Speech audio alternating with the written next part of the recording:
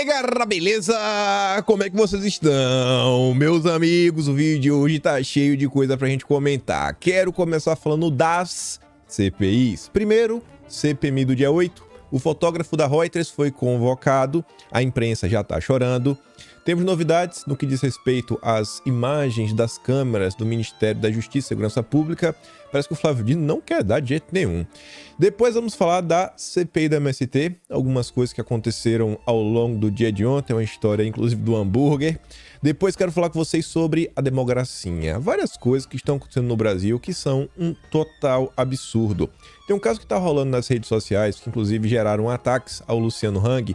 Eu quero mostrar para vocês e mostrar aquela máxima, né? Imagine se fosse alguém de direita fazendo o que a turminha tá aprontando. E tem mais algumas coisas também nesse tópico que eu não quero adiantar e que até nos conectam com o terceiro tema. Vamos falar de economia, vamos falar de legislativo e vamos falar sobre judiciário que legisla, né? Que é a questão aí do julgamento que está acontecendo em torno de alguma substância, se vai ou não vai, né, descriminalizar.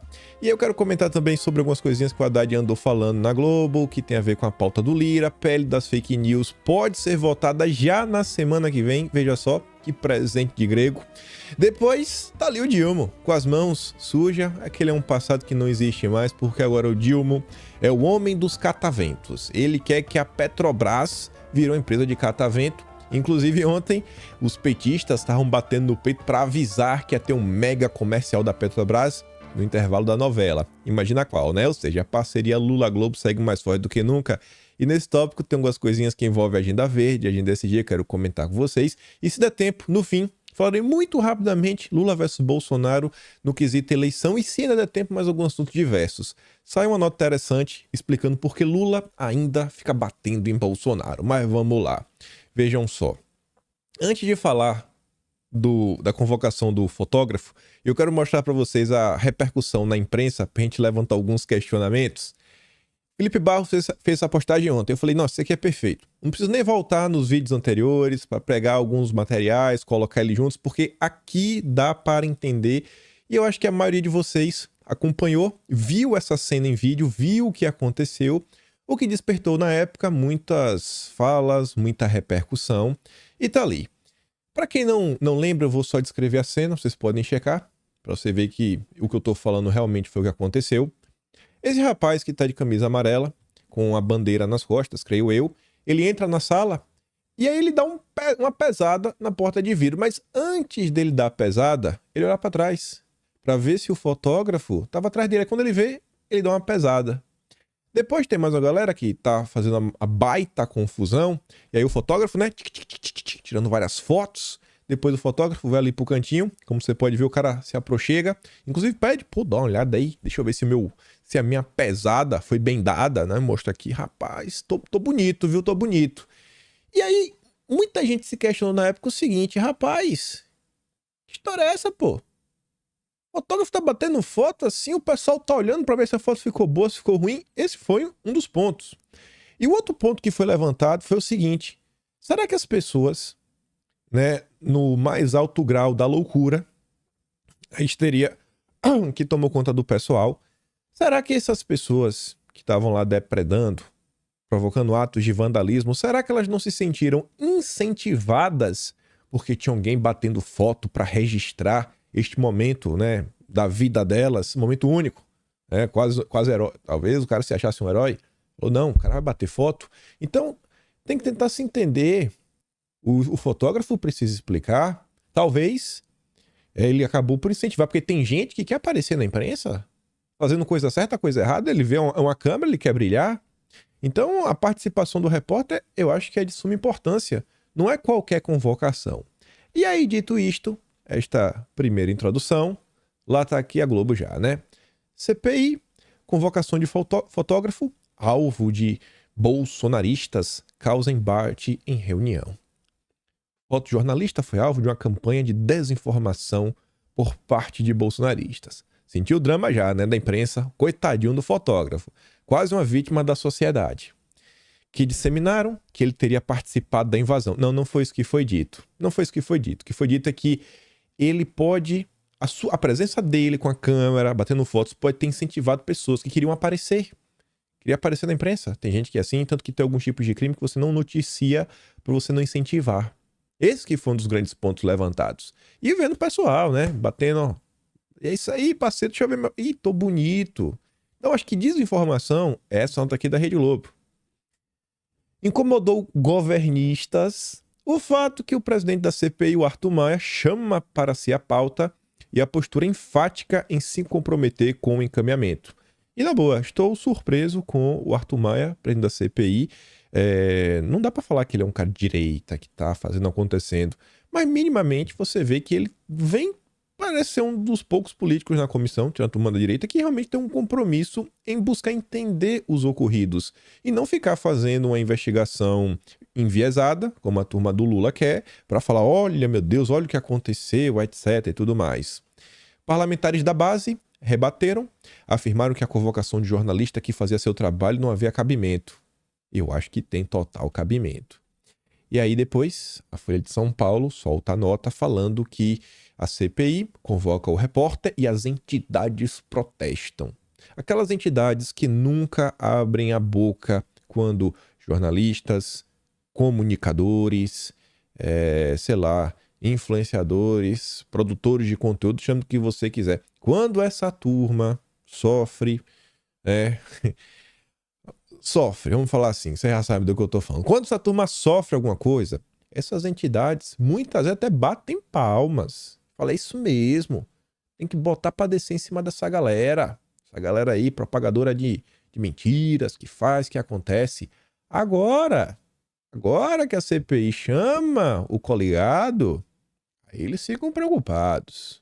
Aí agora a FENAGE aparece, agora a ABI aparece, e aí divulgaram nota em que afirmaram que a decisão abre um grave precedente contra a livre atuação dos profissionais de imprensa. É mesmo? E quando teve lá a CPMI das fake news, que chamou para depor, o pessoal não sabia nem o que era PayPal. Em que perdeu, gente, a CPMI das fake news? Teve alguma denúncia formal que foi apresentada? Não conseguiu provar nada, né? Era só narrativa da turminha. Tá bom, bacana. A convocação, caso realmente seja concretizada, deve ser entendida como uma tentativa de intimidar e constranger não apenas Machado, mas também todos os demais repórteres, fotográficos ou não. Mas quando é com a direita, vocês batem palma, né? E eu acho que neste caso não é perseguição, é para realmente entender o ocorrido, porque as pessoas estavam lá se aproximando dele, para olhar as fotos, né? Apertando as mãos, como se fossem grandes amigos. Vamos continuar. Como falei pra vocês, questão das câmeras, Flávio Dino não tá interessado não, viu? Oposição aciona a PGR contra o Dino por não fornecer imagens do dia 8 de janeiro. Vou lá falar com a PGR, etc. Eu queria que tivesse feito igual o Mazis. Rapaz, manda. Você até logo... Pega lá o material. O Omar Aziz deu umas sugestões do barulho. E aí, o Dino já... Ele já inverte o ônus da coisa. Assim, segundo o Omar Aziz, eles são obrigados a fornecer a informação. Obrigados. E eles deveriam acionar a justiça se não quisessem. Neste caso, olha que engraçado. O pedido é para poder enviar. Tá inventando... Não, você não vai poder enviar. Não, ou tentei, mas não deu. Não é assim. Ele tem que... Normalmente, segundo o Omar Aziz, tinha que entrar para falar, não envie, porque meio que o envio é obrigatório. Você vê como são as coisas, né, que acontece. E aí, assim como o repórter, assim como o Gonçalves Dias, e assim como alguns outros requerimentos que o PT trabalha para não aprovar, fica cada vez mais parecendo que tem alguma coisa que eles não querem que as pessoas saibam. É o que fica na impressão. O que é que tem nessas imagens que não pode ser revelado? O que é que tem de mais? Meu Deus! É só as imagens do Ministério da Justiça e Segurança Pública. Vai ficar lá, não vai tornar do público nem nada. Mas o Ministério da Justiça não quer, né? Tá bem claro.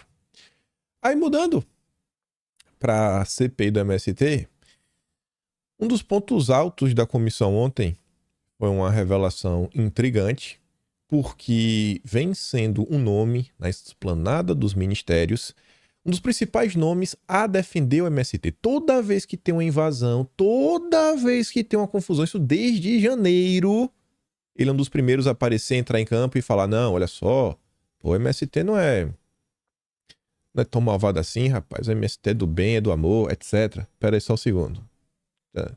Já tinha ligado ali o aspirador de pó, tava ficando nervoso, já ia mandar desligar. Aí já desligou.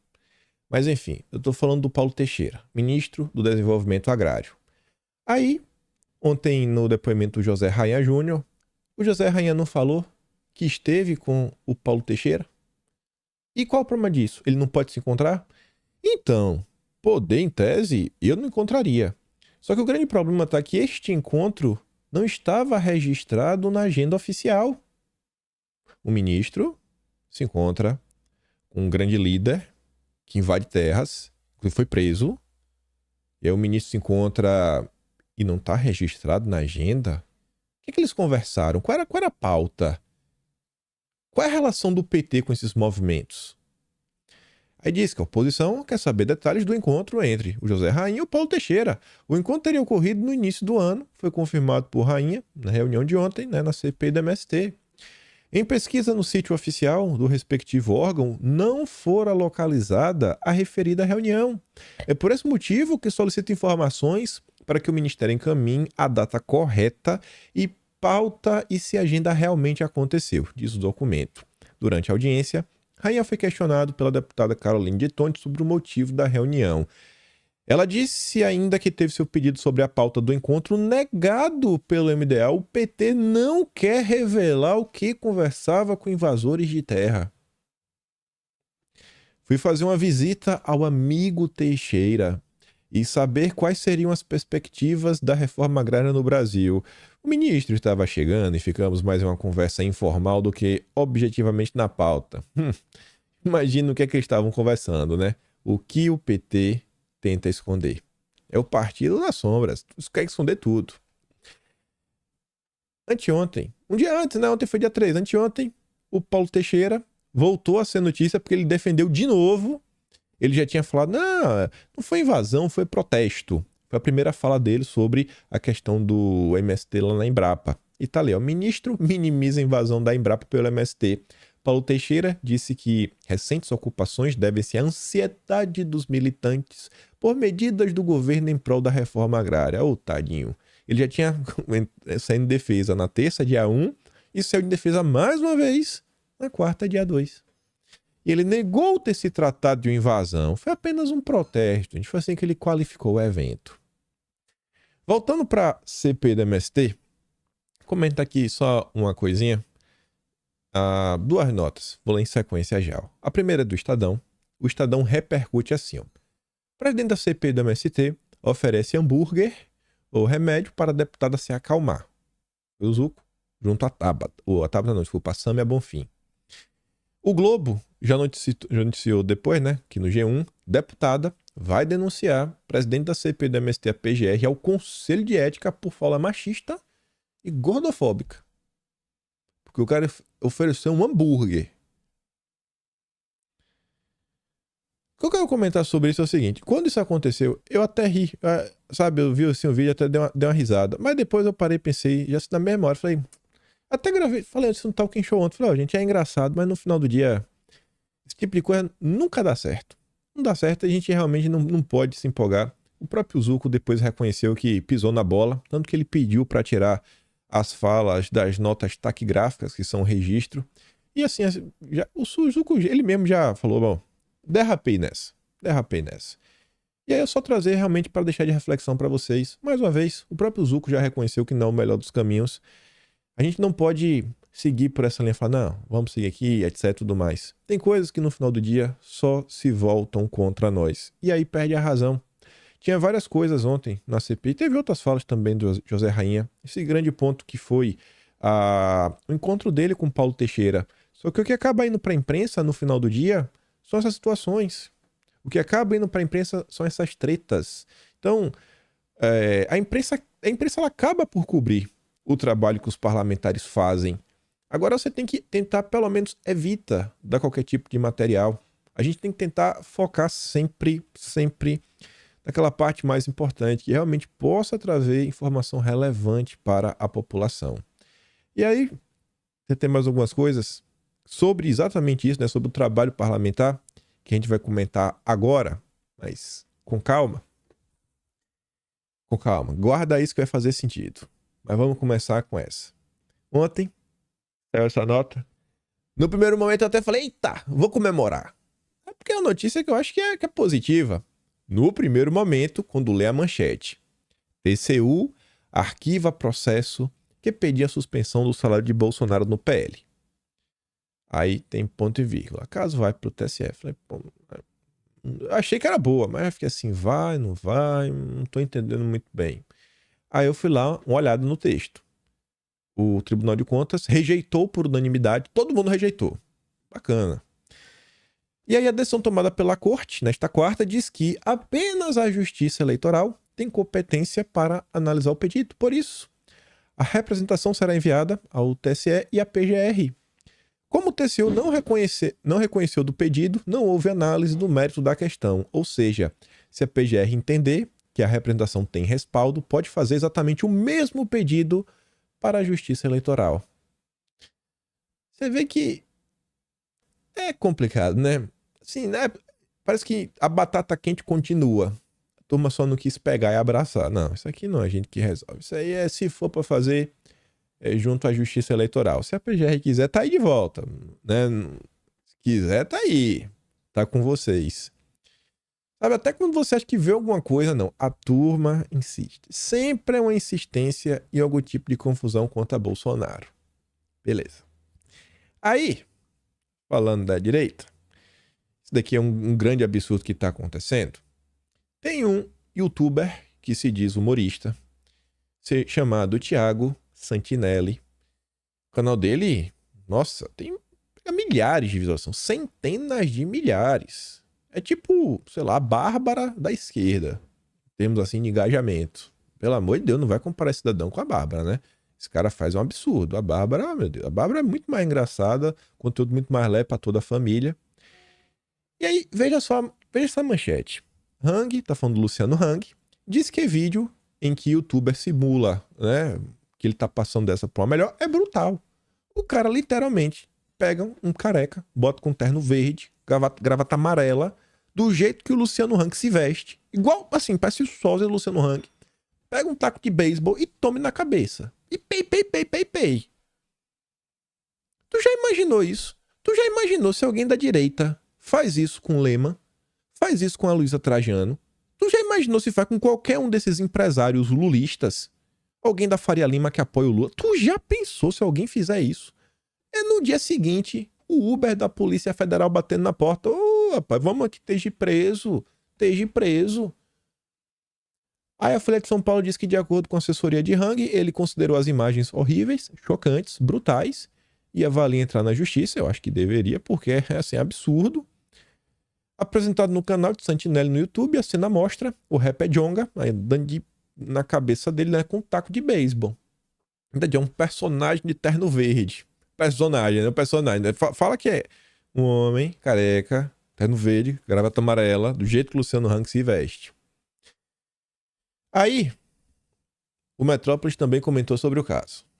O cara simulou um absurdo contra o Luciano Hang em vídeo e o empresário reage. Aí o youtuber de esquerda afirma que não considera apologia do crime contra bolsonaristas. É uma obra artística. Eles estão acostumados a fazer violência na vida real. Qual, gente? Quando vem o lado de cá encenando, eles já ficam malucos. Aí veja. O caso teve repercussão.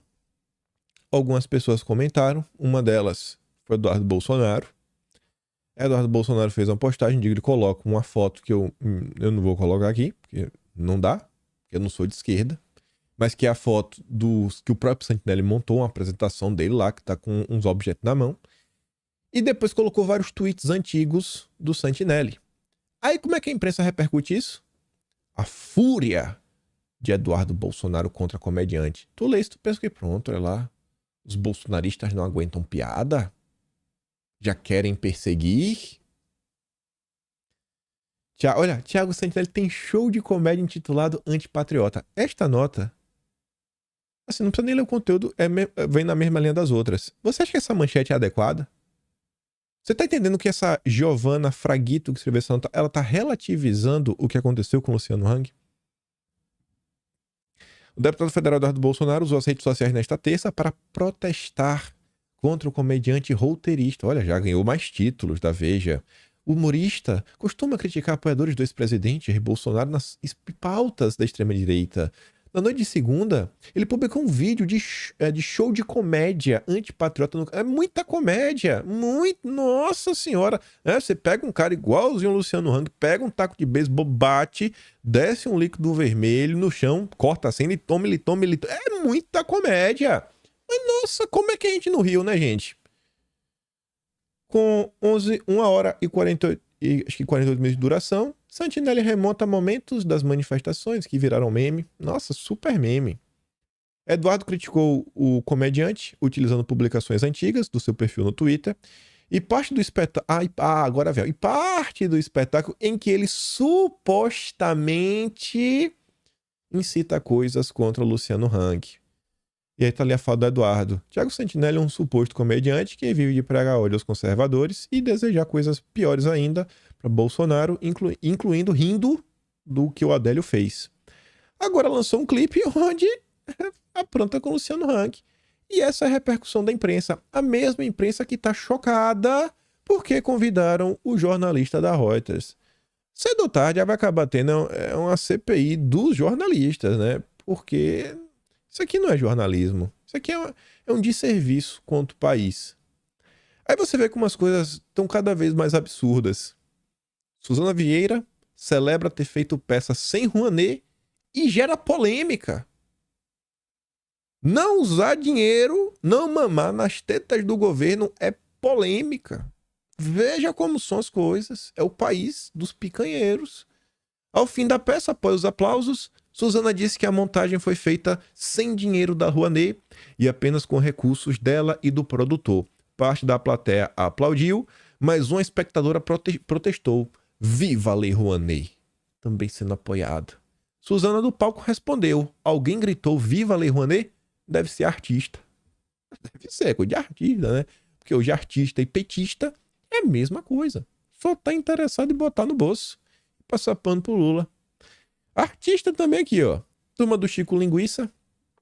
Tá aí utilizando da estratégia velha do Mamãe Falei de ir para locais cheio de esquerdista, caçar confusão e depois se vitimizar. Eu fui expulso. O que fizeram comigo? Isso aqui, aquilo outro. Como se ninguém no Brasil soubesse o estado da sua... Nossa, ninguém sabia. Descobrimos ontem que as universidades estão tomadas por esquerdistas que não têm nenhuma vontade de discursar. E estão lá, só ganhando espaço. Toda hora é uma confusão que eles procuram para se colocar em destaque na imprensa. E estão conseguindo. Eu vi assim... Quando você vê essas coisas no Twitter, gente, nem dá bola. Porque não tem interesse em resolver nada. É o denuncismo puro, sabe? Não vai para lugar nenhum. Tanta coisa a ser feita, tanta coisa, mas a turma só quer lacrar nas redes. Aí você vê. E aqui eu volto. O que eu estava falando sobre atividade parlamentar. A imprensa acaba cobrindo. Isso daqui não é a primeira vez que o Nicolas vira notícia, e notícia positiva. Parabéns, Nicolas, desde já. E parabéns pelo quê? Eu vou ler a manchete, ó. Nicolas Ferreira pede para o Ministério Público investigar o uso de jatinho da FAB por ministro de Lula. Isso daqui foi a denúncia que foi o próprio Estadão que levantou. O Nicolas também representou contra o Juscelino, que foi quem tinha levantado... Uma das coisas que ele levantou foi o Metrópolis. E o Metrópolis repercutiu. Então a imprensa acaba por repercutir as ações. E tem muita coisa que pode ser feita. Isso daqui tem muito mais utilidade do que a turma do MBL, que está tentando chamar atenção, ganhar engajamento. Eu acho que é isso daqui que a gente espera os deputados. O Ministério Público vai fazer alguma coisa? Eu não sei, mas acho que o que está nas mãos do Nicolas é isso aí. É pelo menos fazer uma representação. A gente comentou isso aqui ontem, não vou repetir, mas foi aquela história dos jatinhos, estão pegando muitas vezes sequer tem agendas, né? E os ministros usam aos finais de semana para visitarem suas terras natais. Mas vamos continuar. Falar um pouco da Haddad, do Lira, Pachecão, Judiciário também. Só que antes, eu tava passando no Twitter Essa notícia aqui eu vi sendo postada pelo Leandro Ruschel. Eu falei, rapaz, aí, eu não acredito. O que é que está acontecendo com o Brasil? Proprietários e locatários são surpreendidos com desapropriação de prédio em Magé para abrigar a administração municipal. Edifício foi construído pela iniciativa privada para abrigar salas e lojas. Prefeitura disse que declarou utilidade pública no prédio por ser um imóvel com acessibilidade. O empresário vai, pega o dinheiro, investe, faz um salto de fé porque pode dar errado, tem dor de cabeça, vai lá, acompanha a obra, pega o carro, vai no lugar, vai no outro, monta projeto, vê como estão as coisas, vai tocando aqui, acolá, etc, tudo mais. E aí começa a montar um prédio, começa a prospectar clientes para vender, alugar salas, e o pessoal ali começa a investir, investindo no sonho, muito profissional liberal, às vezes um médico, um dentista, um psicólogo, começa a fazer adaptações nas salas como fizeram, advogados, comércios começam a, sabe, aparecer, comércios esses que vão trazer o dinheirinho para botar comida no prato de cada família. Aí chega a prefeitura com tudo pronto, perdeu o Playboy. Perdeu o Playboy. Aqui é o Brasil da picanha. Perdeu, irmão. Perdeu. Tô nem pro teu esforço, não. Peguei o prédio pra mim, porque tem acessibilidade. É. Aí a prefeitura diz, não, é porque a gente vai economizar dinheiro. Ué, e as famílias vão fazer o quê? E quem depende disso? E quem alugou? E todo sonho? É uma vagabundagem esse país que tá acontecendo. Isso daqui, rapaz, olha, é uma vagabundagem. Isso daqui eu nem meço as palavras. É uma vagabundagem o que tá sendo feito aqui. Utilidade pública.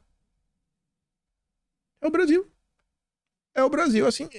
Tá inacreditável o que tá acontecendo nesse país. Se isso daqui não é comunismo, não sei o que é, porque comunismo é assim, né? Não tem mais propriedade privada. O governo vai e pega. Vai e pega. Aqui vai ter compensação. Fica esperando a compensação. Aí, eu trouxe essa nota. Falei que a gente ia falar do Haddad porque é um tema muito similar. Propriedade privada.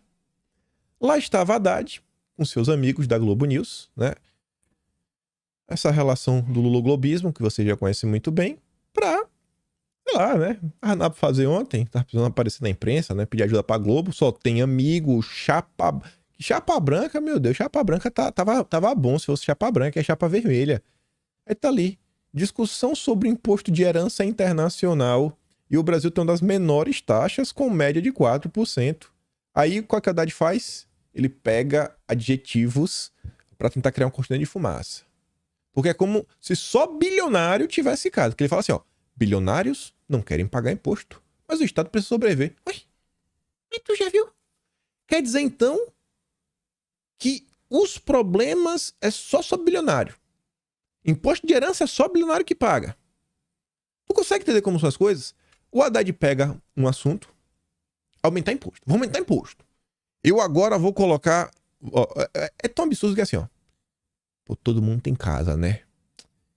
Todo mundo tem casa. Se eu falar que eu vou botar imposto de herança e todo mundo tem casa, todo mundo vai ficar maluco. Porque todo mundo quer deixar uma casa pro filho, pro neto, pra qualquer pessoa, pra família, né? Trabalhou às vezes 50 anos pra poder ter uma casa. O que eu vou falar? Já sei. Vou falar dos bilionários. Porque bilionário, o pessoal tem raiva. Porque tem muito dinheiro. E acho que tem que dar dinheiro mesmo. Assim, eu vou botar imposto de herança porque os bilionários não estão pagando nada. Aí o cara, o cara que assiste a Globo News, ele não pensa. Ele não pensa. Porque quem pensa não assiste a Globo News. Ele não pensa, ele fala, pô, né, bilionário, o Haddad, deve ser herança do bilionário. Não, isso aí, Haddad. Bota herança nos bilionários mesmo, tira tudo. Mal sabe, né, que vai vir pra todo mundo. Imagina, é inacreditável. E não tem um jornalista pra perguntar, ô Haddad, e a classe média não tem residência, não? E o pessoal de classe média baixa? E o pessoal que é pobre, tem pobre que tem casa nesse país, graças a Deus. Todos deveriam ter, graças a Deus, para que o pobre cada vez possa ter mais casas melhores. Essa turma vai pagar também, né? Esse é o Haddad, esse é o Lula, é o misto imposto. Aí, olha que engraçado, o Haddad tá doido pra ganhar dinheiro. Doido pra achar dinheiro perdido por aí para poder pagar as contas do petismo. E aí a Folha de São Paulo nos conta que a Caixa vai repassar 12 bilhões ao Tesouro após constatar erro em depósitos judiciais e abre auditoria. Olha que engraçado, pai. Quando a Caixa erra na era petista, erra e descobre que tem dinheiro sobrando. Eita, apareceu aqui 12 milhões. Tome 12 milhões, Haddad. Tome 12 milhões. Achamos o erro aqui. Rapaz, o Haddad é um cara de sorte, viu? Competente e de sorte.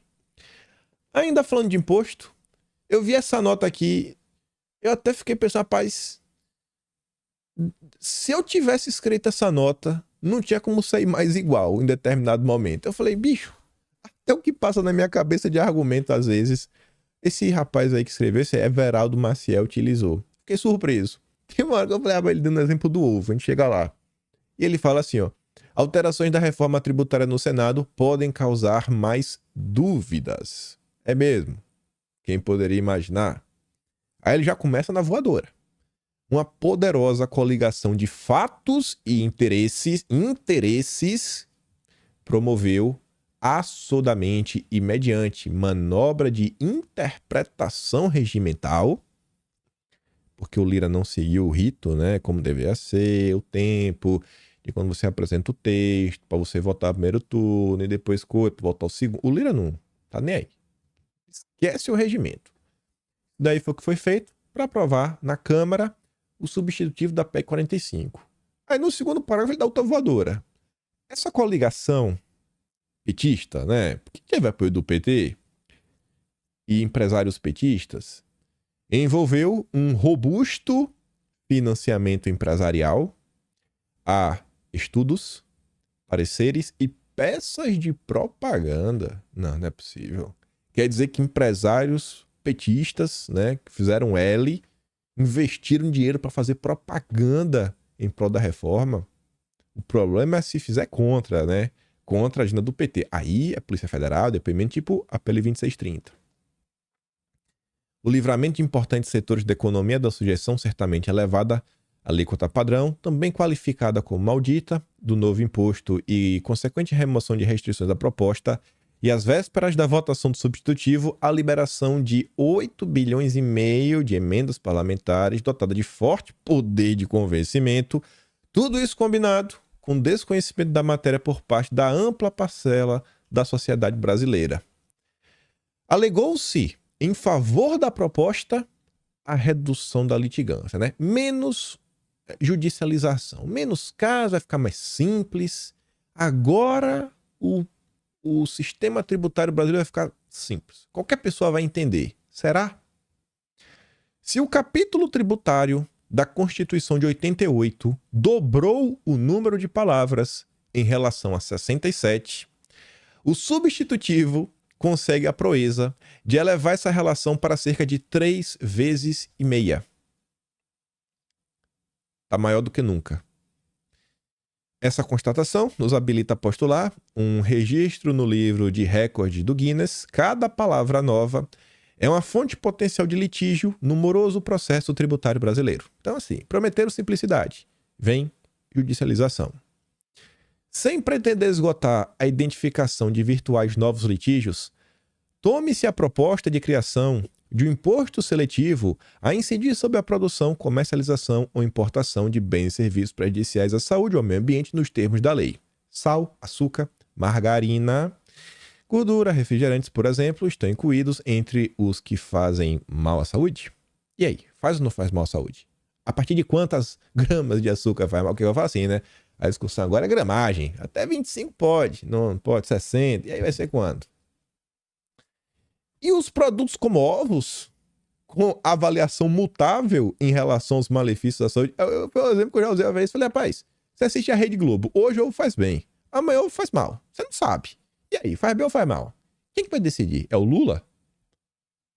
Plásticos, combustíveis fósseis, extração madeireira e, por sua presumida responsabilidade no aquecimento global, a atividade pecuária e produção de cimento, aço, por exemplo, devem ser tidos como prejudiciais ao meio ambiente? Sim ou não?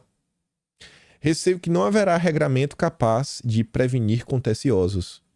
É proposta a criação de vários fundos de natureza compensatória ou não, sem clareza quanto à fonte de financiamento e aos critérios da partilha. E ele coloca entre parênteses, né? Aumento de carga tributária ou endividamento público, né? Porque ele fala da fonte. Fonte de financiamento, vai vir de quê? Vai aumentar imposto? Ou vai aumentar a dívida? Estudos são previsíveis danos à coesão federativa. Resta esperar que o Senado examine e corrija essas e muitas outras inconsistências. Será que vai? No que depender de mim, pelo menos o imposto do pecado vai ter algum tipo de mudança. Em termos do IVA, mais um estudo foi feito. A turma do MB, que é um instituto lá uma entidade do governo de Goiás, fez a matemática. O Hélio Figueiredo tá nessa matemática aí, e eles chegaram que vai precisar de uma alíquota, do jeito que tá mais ou menos sendo colocado, de 29%. Ainda tem outros impostos. Pouquinha coisa, né? Vamos ver como é que vai ficar pro setor de serviços. Como é que isso aí vai gerar, né? Vai repercutir no bolso das pessoas na hora de fazer as suas compras, pagar, né? Para uma comida no restaurante, etc, tudo mais. Ainda falando de questões legislativas, a gente vai voltar para o Senado daqui a pouquinho, falando da outra pauta. Mas antes, como disse para vocês, o PL das Fake News deve voltar já na semana que vem, pelo menos é o que diz o Estadão. A decisão se ele volta ou não na semana que vem vai ser tomada na dia 8. Terça, dia 8. Que tá ali, ó. O texto prevê, vai voltar pela terceira vez. Olha que bacana. O texto, olha o que o Estadão quer destacar. O texto prevê pagamento de direitos autorais por conteúdos audiovisuais publicados em plataformas digitais e uma remuneração a ser paga pelas empresas de tecnologia a veículos da imprensa. Impagável. Tem que pagar. Pagar. Tem muita rede social que, bicho, não paga nada, porque ali, o pessoal só vai lá e posta, o pessoal pega as músicas e coloca. Não, mas tem que pagar. Tô achando que a gente vai chegar no dia que as redes sociais vão bloquear tudo, viu? Ninguém vai poder botar música, vai ser um monte de vídeo seco, então música sem direito autoral. Mas a turma aí tá na insistência. A nova tentativa deve ocorrer na próxima quarta, dia 9, né? A votação. A decisão sobre a data deve ser tomada na reunião de líderes, na terça-feira, dia 8, com Lira. A estratégia é votar o regime de urgência e o mérito do projeto no mesmo dia. Representantes de empresas de comunicação e artistas, eu nem li outro, né? Além da audiovisual, uma remuneração a ser paga pelas tecnologias a veículos de imprensa, né? Dá dinheiro para a Rede Globo. Representantes de empresas de comunicação e artistas negociam reuniões com Lira para o início da semana que vem. Lá vai a Globo para garantir que não vai faltar nada. Artistas como a cantora Marisa Monte. Opa, deixa eu ver. Tem hora que o microfone eu bato assim e desconecta. Esse tempo tá meio ruim esse cabo. Tenho que comprar outro braço desse aqui no final do dia.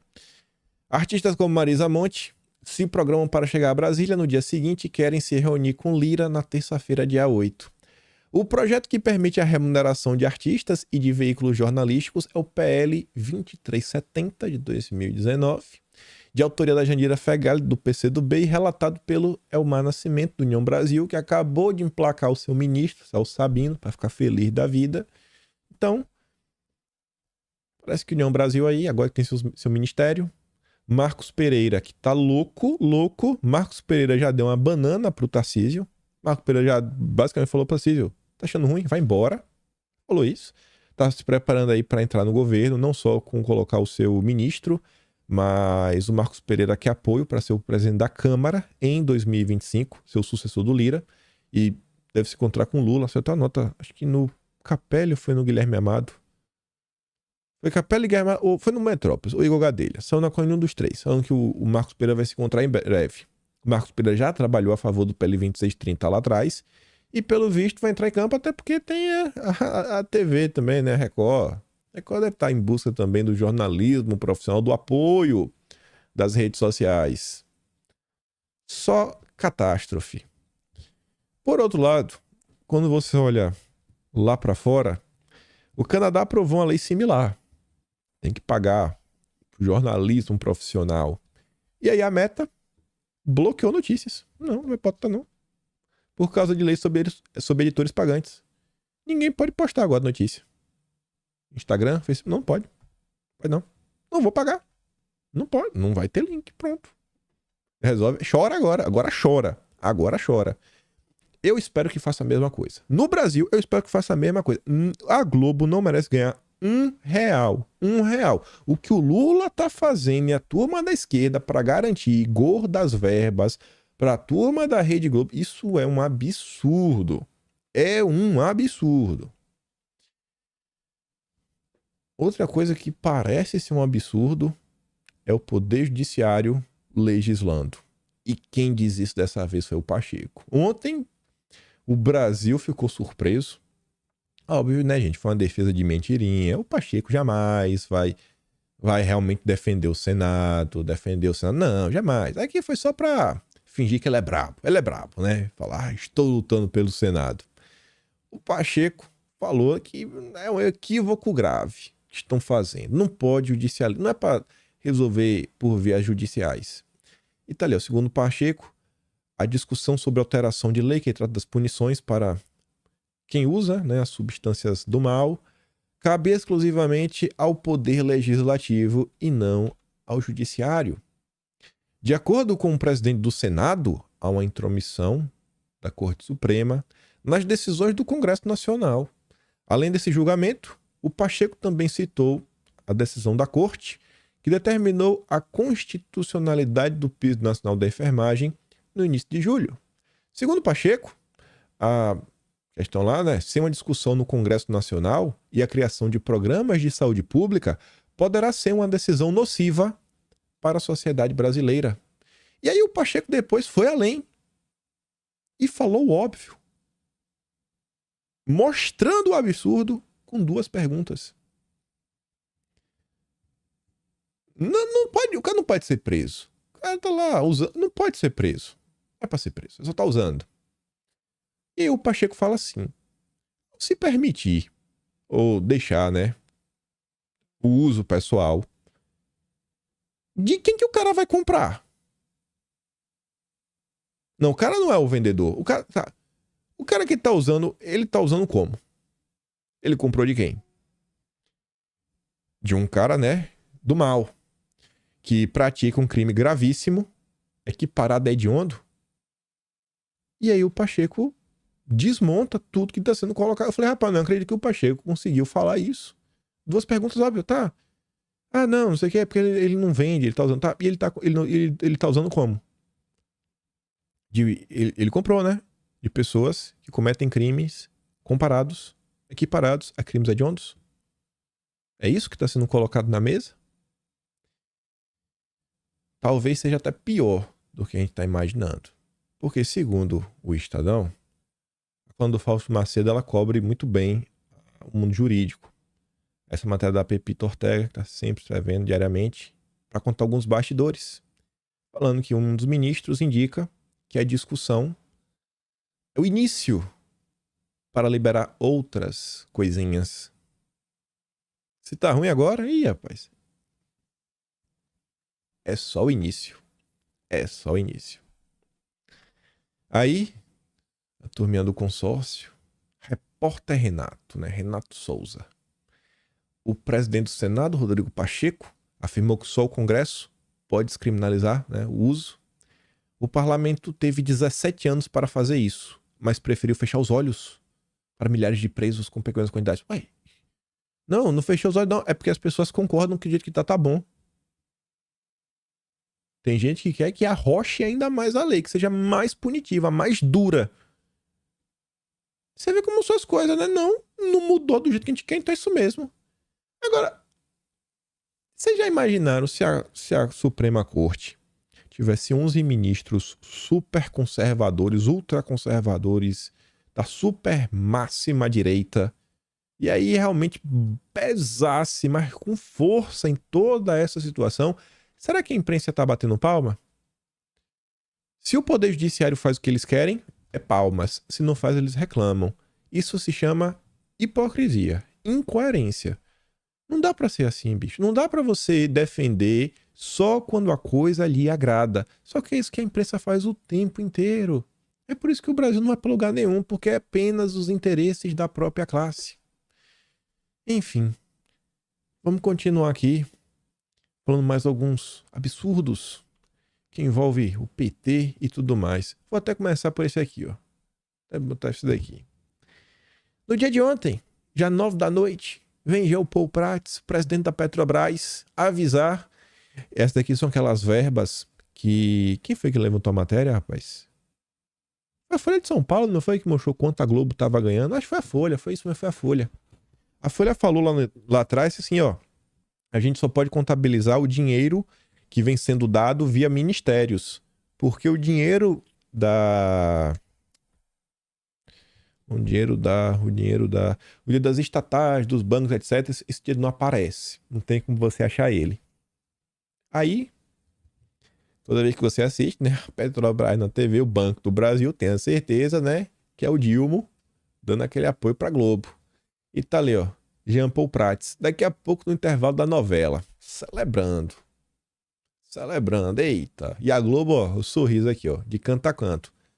Aí tu vai ver, né, assim, rapaz, por que a Petrobras precisa colocar um comercial no intervalo da novela? Pra quê? A Petrobras, ela não tá competindo, ela não tá vendendo um produto, tipo, sei lá, uma varejista. Não vai mudar nada, ela não vai ganhar mais ou menos dinheiro, não vai mudar nada. E o governo tá reclamando que não tem dinheiro. Então aqui podia ser um bom item para economizar, né? Propaganda pra Petrobras. Se fosse Banco do Brasil, você fala, não, Banco do Brasil, Caixa, tem outros bancos, né, que competem com eles. Mas Petrobras é basicamente um monopólio. Sabe, assim, o que tá sendo colocado aqui em campo, sabe? Você fica perguntando pra cá uma propaganda. Aí você pensa, não, vamos aqui ver, né? A Petrobras falando, sei lá, sobre petróleo, algo assim, não, porque a Petrobras agora virou uma empresa de cataventos. Tá ali, olha os cataventos do Lula.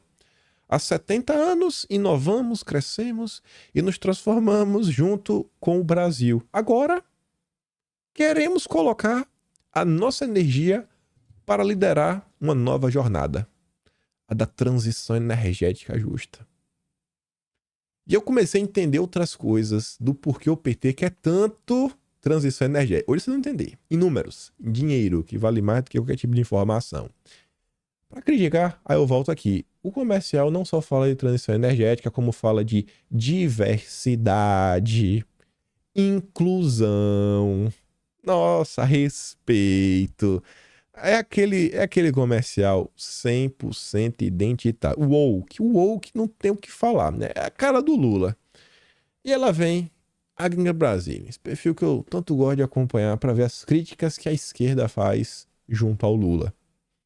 Ela fala, rapaz, que tristeza. A Petrobras, que tinha o potencial de se tornar uma das 10 maiores petroleiras do globo, com esse governo Lula, está reduzida a vomitar a pauta do clima e ESG dos americanos. O Lula é o vassalo do Biden. Felizmente, meu avô, Oswaldo Costa, que lutou pelo petróleo é nosso, não está aqui para presenciar essa desgraça. Petrobras reduzida a catavento. Ontem, no meio de pesquisas, estava fazendo encontro um lobby documento chamado Brasil Sem Carbono. No final da página, no meio dos patrocinadores, estava a Shell. Vocês entendem o que está acontecendo ou vão continuar se passando por idiotas? Ela não está fazendo essa pergunta para a direita. Ela está perguntando isso para a esquerda. Até quando vocês vão continuar sendo enganados pelo PCO, pelo Brasil 247, pelo Rogério Nitablian? O Lula é um intriguista, é um traidor, está destruindo a Petrobras. E quando ela fala do avô dela, eu não conheci o avô dela, mas já li algumas coisas. Eu trouxe para vocês no mês de junho aquela CPI dos Rockefeller, que olhava o cacau que a Esso e a Shell estava dando para o jornalismo nacional para promover a agenda deles, e o repórter Esso estava abafando a campanha do Petróleo é Nosso. Saiu, quem fez a maior cobertura na época foi o Semanário, que realmente é o avô dessa menina. Você vê que no passado, a esquerda realmente estava preocupada com o interesse nacional. Hoje, Jean Paul Prats está coladinho na Shell. Ele foi ainda junto com o Mercadante. O BNDES virou um banco de financiamento verde. Aí, em torno dessa questão ESG, então eu acordei hoje de manhã, né? Falei, eita. Olhei assim, eu falei, uai. Olhei ali, falei, aquela ali é foto de Bolsonaro, arroba de Bolsonaro, tá verificado. Esse menino sou eu, viu? Olha aí, eu quase vesti o mesmo terno hoje pra falar assim, olha, olha nós. Fiquei feliz, eu quero colocar o vídeo. Acho que eu tô direito de compartilhar minha alegria com vocês. E, obviamente, eu jamais estaria aqui se não fosse por vocês, né? Se não for vocês assistindo todo santo dia, me fazendo companhia, eu acho que eu não estaria aqui. Acho que eu não seria anotado. Então, compartilho isso daqui com você, né? Sei lá, 10% meu, 90% de você. É porque 90% é dividido, né? Todo mundo junto cria 90%. Eu sou um que mais tem ações concentradas, né? E os 90% divide entre vocês. Cada um tem um 0,01%. Só que a união faz a força. Então, muito obrigado, gente. De coração mesmo. Isso aqui anima meu dia. São essas coisinhas aqui que, sabe, dá aquela alegria de falar, velho. Acho que estou fazendo alguma coisa útil. Acho que as informações que vêm trazendo em vídeo são úteis para alguma coisa. Lá vai Bolsonaro. SG. Meio ambiente ou outros interesses? Tire suas conclusões. E aí a imprensa vai reclamar? Reclama a imprensa. Eu trouxe a matéria de vocês. Ó. Eu estou comentando a nota da Folha de São Paulo. E antes tem outra notícia também que é do Globo. Vai lá. Reclama aí. Reclama. É minha forma de me blindar, né? Mas chegando nesse ponto, ESG. ESG, por que eu coloquei isso só para aparecer e agradecer vocês? Não. Algo a mais. Começamos a falar de Petrobras. Transição verde. Está 100% na agenda ESG. Aí veja essa manchete. Petrobras corta 76 dos empregos no Nordeste e diz que redução é parte de plano estratégico. Isso aqui foi ao longo dos anos. Vocês acham que neste momento é mais importante focar no ESG ou é mais importante focar em geração de empregos? Não é criar emprego por criar, mas é fazer a empresa crescer, novos poços, né? Começar a explorar a margem equatorial, fazer realmente a empresa crescer, contratar mais técnicos, empresa robusta. Não. A preocupação do Lula é CSG. Não é um contrassenso? Diz que está preocupado com o pobre, mas quando você vai olhar, a Petrobras segue, né, perdendo empregos. 76% a menos no Nordeste ao longo dos últimos anos. Eu acho que o caminho ESG não é o caminho que vai resolver esse tipo de situação. E eu falei para vocês que eu acho que a gente vai começar a entender por que o PT quer tanto trabalhar essa questão energética de uma forma muito mais simples. O PT começa a lotear Petrobras e indica assessor de deputada para uma subsidiária. Qual é a subsidiária? PBio. Deve ser Petrobras Biológica, Petrobras Bioma, sei lá, PBio. O PT montou uma força-tarefa para... Petrobras Biocombustível S.A., PBio, pronto, tá ali o nome. Numa ofensiva que visa ocupar cada vez mais espaço da estatal. Essa subsidiária é pilar da estratégia de descarbonização da Petrobras. Sente o drama. Pô, pilar. Então, significa que vai ser essa área que vai crescer, que vai expandir nos próximos anos. E que entra obra também, que entra investimento. Vocês lembram do passado, né? Vocês lembram do que o PT já fez no passado com a Petrobras, né? É esse caminho. Aí eu fiquei pensando, como é que o PT vai conseguir sair construindo um monte de coisa, comprando um monte de refinaria, sabe? Um monte de coisa. Depois de tudo que aconteceu no passado, fica meio difícil, né? Eu falo, não, já deu errado, PT. Não, isso aí não queremos mais. Porém, se você vem com um novo discurso, não, agora a gente vai fazer catavento. Vamos fazer catavento. Um monte de catavento. Nossa, catavento pra tudo que é lado. Vai ser o símbolo nacional, o Brasil dos cataventos. Vamos ganhar um catavento de brinquedo pra gerar energia. E o PT tem uma justificativa boa, né? Pra fazer um monte de obra, porque ele tá fazendo um monte de catavento.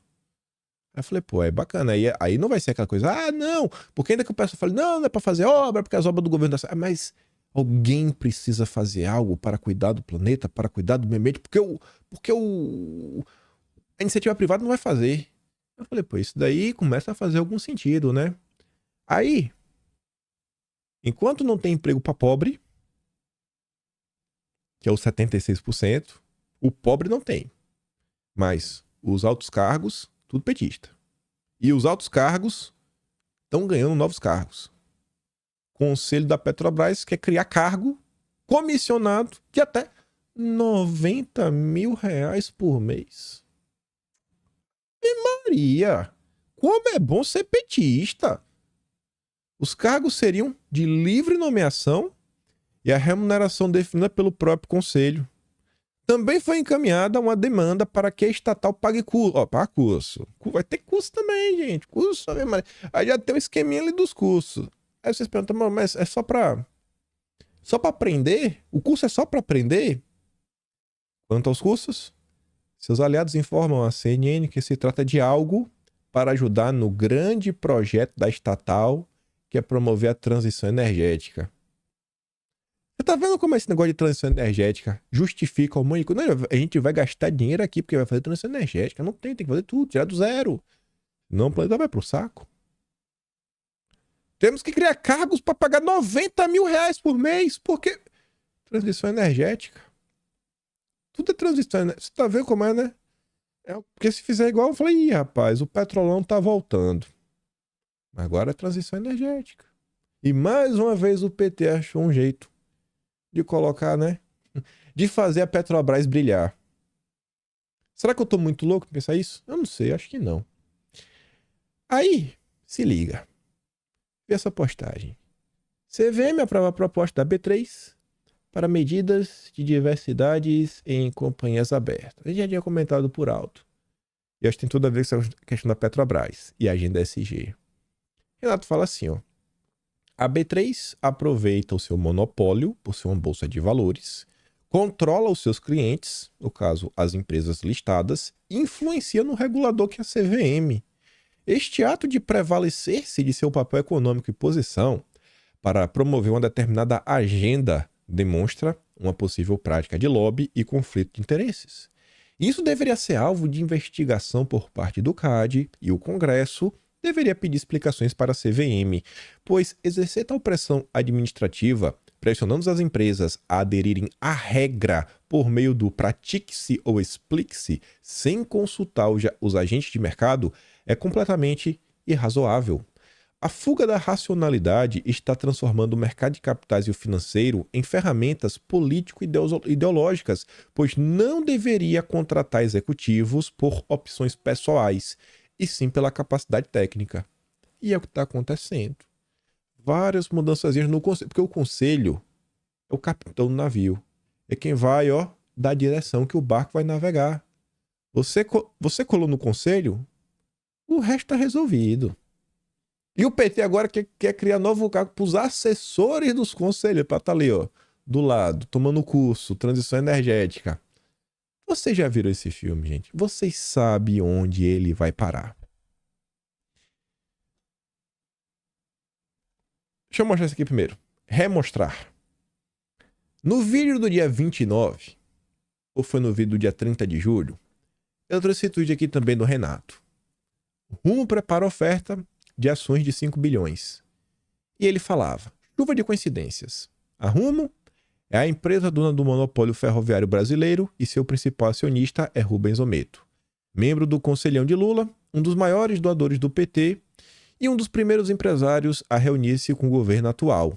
Será que Ometo tem interesse em deixar o projeto da Ferrogrão no papel, né? Não sai, fica aí, fica, enquanto ele expande a malha ferroviária de sua empresa?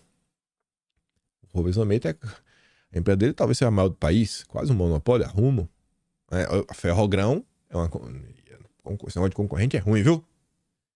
Quantas ONGs recebem recursos financeiros do seu conglomerado só para dizer que o projeto da Ferrogrão é uma agressão ao meio ambiente? E aí, eu comentei isso no vídeo, dia 29 ou 30, trazendo o comentário da Raquel Landim, e eu falava todo o mal e o bem que o PT pode fazer quando está no poder, comentando de algumas coisas. A Raquel Landim falava como o governo pode criar dificuldades na hora de, inclusive, sei lá, liberar uma licença para uma obra, etc. Aí a Raquel Landim citava obras, uma ferrovia, não vai deixar a ferrovia sair do papel. O governo pode fazer isso, né? Pode deixar, pode não deixar, depende. Aí pense nisso. Aí eu falava nesse contexto, a Raquel Landim falava disso daí, que o governo ia fazer isso para colocar pressão contra empresas para forçar que o Guido Mantega se torne presidente da Vale. Tu já imaginou tu criar problema para empresário só para tu emplacar teu amigo? Aí por que eu tô relembrando isso? Porque ontem o Lauro Jordim soltou essa nota. Lula, Ometo e a Vale. Rubens Ometo, controlador e presidente do Conselho da Cosan, se reuniu mais cedo com o Haddad e 3 horas da tarde será recebido pelo Lula. Os assuntos das conversas giram em torno de quê? Investimentos em energia renovável, transição energética, a Petrobras precisa de um parceiro, né? Descarbonização e logística ferroviária. Somente em 23, a Cosan está investindo 15 bilhões nestas áreas. Com Lula, um tema a mais e não menos importante estará na pauta: a Vale. A Cosan é dona de quase 5%, 4,9% da mineradora e aposta muito no negócio. Lula, por sua vez, quer enfiar Guido Mantega na presença da empresa. E será que o Guido... Não, Guido não. O que o Lula e o Ometo conversaram ontem, hein?